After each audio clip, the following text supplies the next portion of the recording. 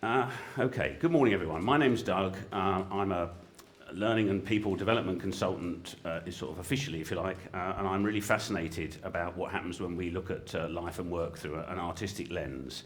And I'm going to attempt to talk you through some of my experiences and experimentation so far, which may or may not be of interest to you. We'll see how we go. Just throw my phone out of the way. Okay. I'm going to move this chair because I've got a funny feeling as my nervous energy begins to dissipate and I run around a bit, I can see me having an unfortunate accident with it. And it's a very lovely chair. So I'm going to leave this piece of art on it, which, as you may have noticed, is slightly similar to the piece that's on the wall behind me right now. This is a four-part work. It's called The Art and Soul of Better Work. There's a piece of it there.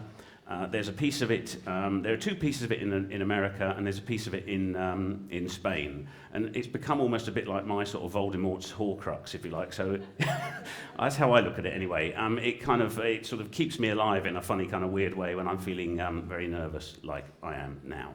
Anyway, without further ado, I'm going to talk to you a little bit about why I think art is an interesting way to frame, excuse the pun, how we think and how we are, and I'm going to make an invitation to you that I'll explain and come on to later.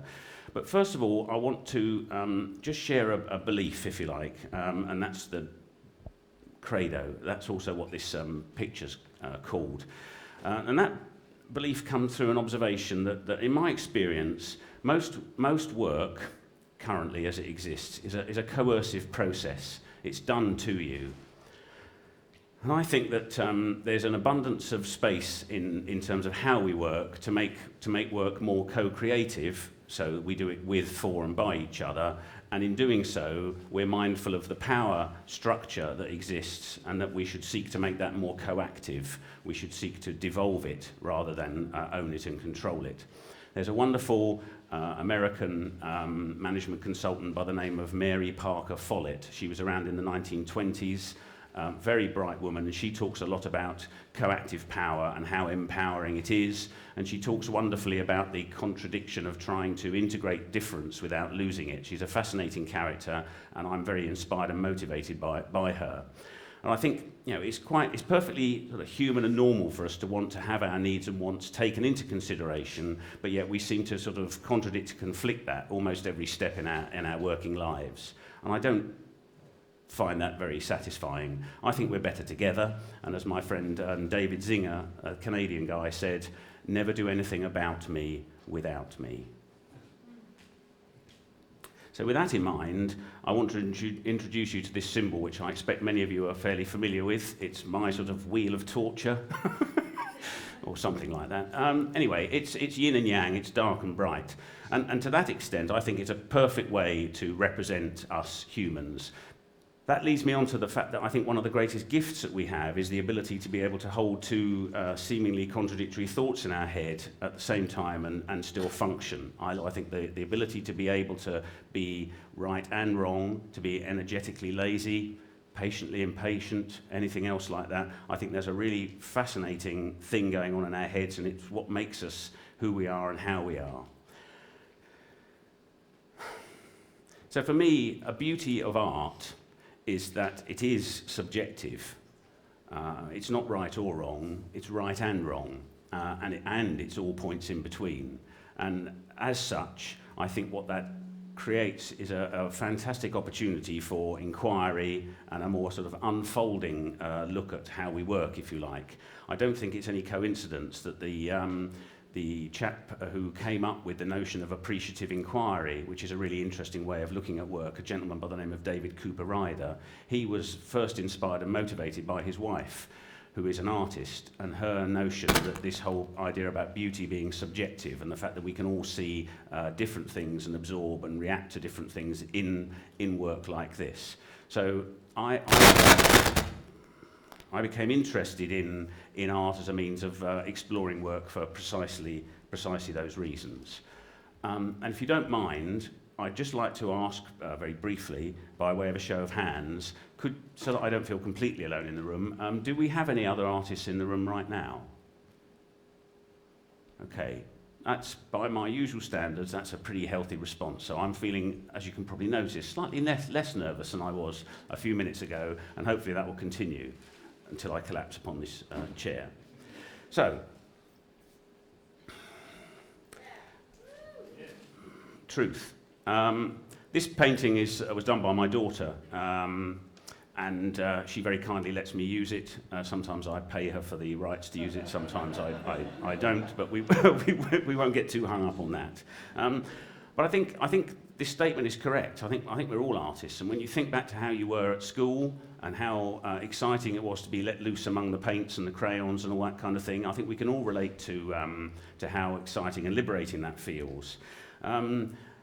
Yet, you know, I've been on a sort of self-taught painting journey, if you like. I'm still on it, and yet I'm extremely reluctant to acknowledge my artistry. I feel very uncomfortable with the notion that I am an artist. I don't always like what I find when I'm working, not just in terms of the mess that I've made on the page, but how it makes me think and feel. And of course, I worry about what you'll think of me. So, because we all do. So, you know, so therefore I tend to keep these things hidden away. I was interested to note that when Brené Brown was researching shame and vulnerability, her and her team interviewed 13,000 people, and 11,000 of those people said they'd experienced, they had an experience in their formative learning years that had forever changed how they felt about learning. And over half of those responses related to art and creativity. So, you know, we are all artists, and I think unwittingly we're encouraged to put that sort of thing into a box. Jackson Pollock said that painting is self-discovery. Other art forms are available, but I think he's onto something there. So we are a complementary contradiction, if you like. I think we need to overcome our need for certainty, and I think we need to acknowledge that which makes us human. Now, I don't have 10 bullet points, as Andy was suggesting would not be a good idea, but I do have a couple of suggestions that I'd like to offer you. These suggestions are contained on the postcards in your pack, so we'll rattle through these at pace, but I think these things are ways that we can begin to think more carefully about how we can introduce more kind of art and creativity in our work. And a good friend of mine, Vandy Massey, who is a wonderful watercolourist, self-taught, she gave me an excellent piece of advice when I was beginning my own artistic journey and feeling incredibly inadequate and concerned about it. And her suggestion was, start small, draw for the bin. And I think one of the things that puts us off is that we spend our life thinking that our work is somehow not good enough. And we see someone's finished product, whether it be a piece of art or whether it be a management report or whatever, and we think, wow, that looks really cool. I could never be as good as that. Well, of course, those people are only as good as however they are because they've practiced, and they've tried, and they've done stuff, if you like. And if you're up for this, I'd like to invite you to draw for the bin right now. In your breathing control bag, or whatever it was called, I'm never going to be able to think of it in any other way, you might find just a piece of paper. So what I'm going to suggest, if you don't mind, for some of you this will come very easily because you're artists already, for some of you less so, but just grab your piece of paper, grab that pencil, and if you wouldn't mind, please, just for the next 30 or 40 seconds, I'm going to invite you just to draw something or write something. Whatever comes into your head, stick it on that bit of paper, and at the end of the imaginary minute that's about to start, I just want you to scrumple it up and throw it away. So you're drawing to let go of it. Over to you.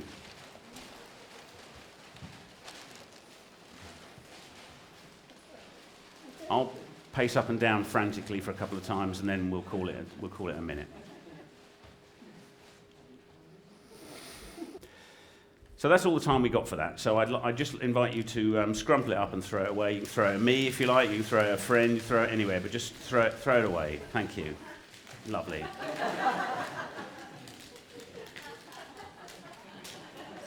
Excellent. How satisfying.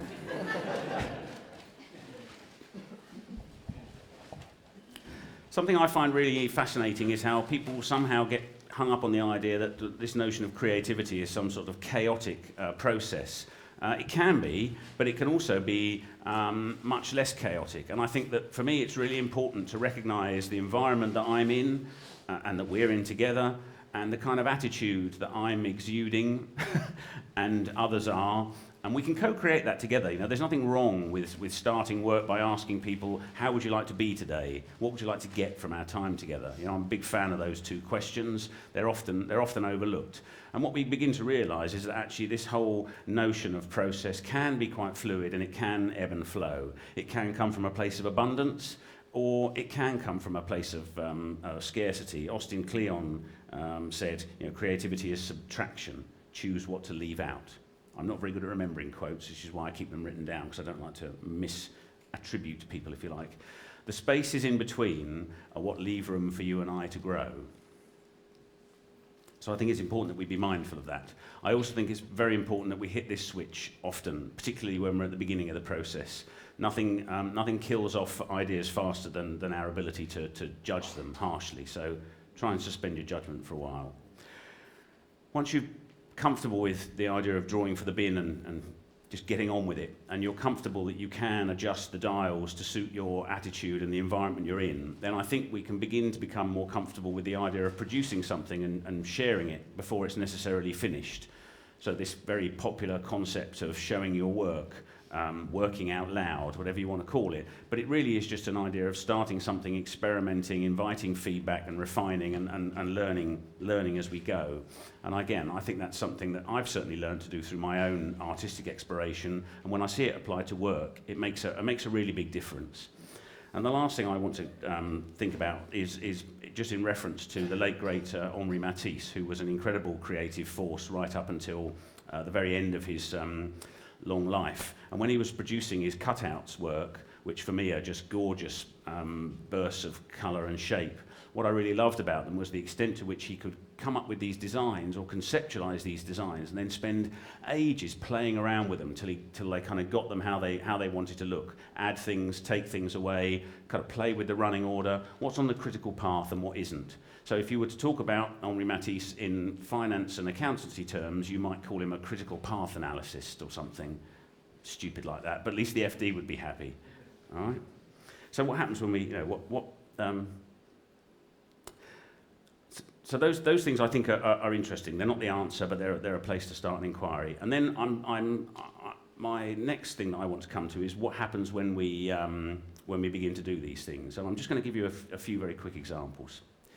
So my observations are that we begin to think more openly about what work means and what it might mean to us. We begin to think more optionally about what work means and what it might mean for us. And we also begin to think a little bit more obliquely about what work means and how we might make it better together. Feelings begin to come into play. I don't often see love on a spreadsheet. I know some people love spreadsheets, and that's fine, but you know, I don't see these kind of things come to pass very often when we are thinking in a more binary way. But when we start to think about what good work might look like together, it's really interesting how when we visualize it, as this group of people chose to do, interesting things come into play.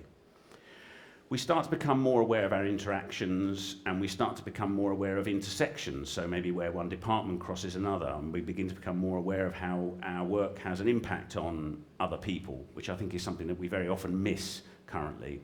We begin to establish something that might look like a direction of travel. So not so much a plan, but you know, we feel like it could be useful to sort of head in this general direction. So you know, we're going to give it a try. We start to think more carefully about our desired future and what that might look like together.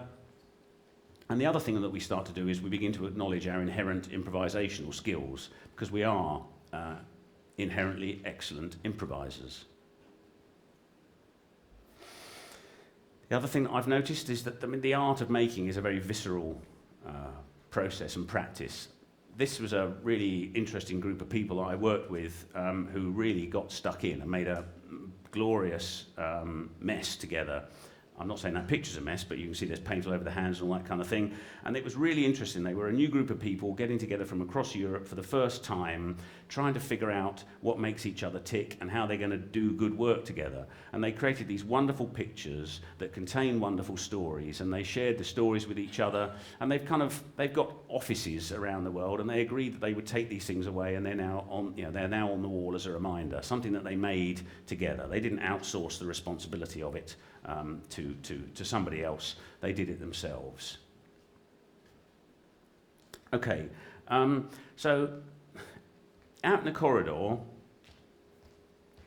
I'm not running out to the corridor, there is some space for us to play, if you like. And throughout the day, if you feel like it, you might want to make a mark on a piece of paper. There's a big roll of paper if you want to add something to something that someone's already made. There are pads of paper. You can take a sheet and create something. There's paint, there's pens, there's pencils. So I really love the fact that some people chose to make art in 3 dimensions. I'm about to throw this away, but I don't mean any disrespect by it. There we go. There's another one here. Lovely. I have no idea how you make these, but they look really cool. Crane, which flies apparently. Well, sort of. And I really like this little boat that somebody made on which they wrote, "We're all sailing through life." If I had a smaller head, I'd maybe make it into a hat. I wonder if maybe a few people might be willing to just to kind of give me a hand with this, because it's rather big. Hold on.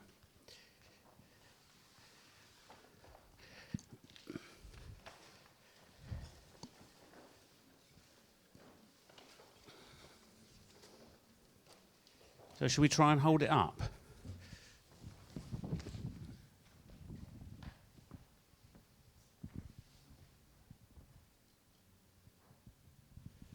So I think probably the easiest thing to do, well, a couple of thoughts are in my head, but well, they're about to come out of my head now, so here we go. First of all, thank you to everybody who responded so generously to the invitation. This has exceeded my expectations, which were not modest, but I think it's just really lovely. I took the liberty of leaving a little note up, which was the question, what brings you joy? And some people have chosen to respond to that. But I think what I'm really fascinated by is the sort of the variation or the varied way in which people have chosen to respond to that invitation, and some of the excellent work that people have produced. I was mindful, if anybody would like to offer up a suggestion or a thought as to if you took part in this, kind of how did it feel, particularly if this isn't something that you're used to doing. And judging by the show of hands we had to the question about how many artists have we got in the room, I think that more people have contributed to this than put their hands up this morning. So if you maybe haven't made any art for a while, and you feel comfortable to share how you felt about doing this, would that be a question that anybody would like to respond to? I can't actually see anybody because of that light in my face.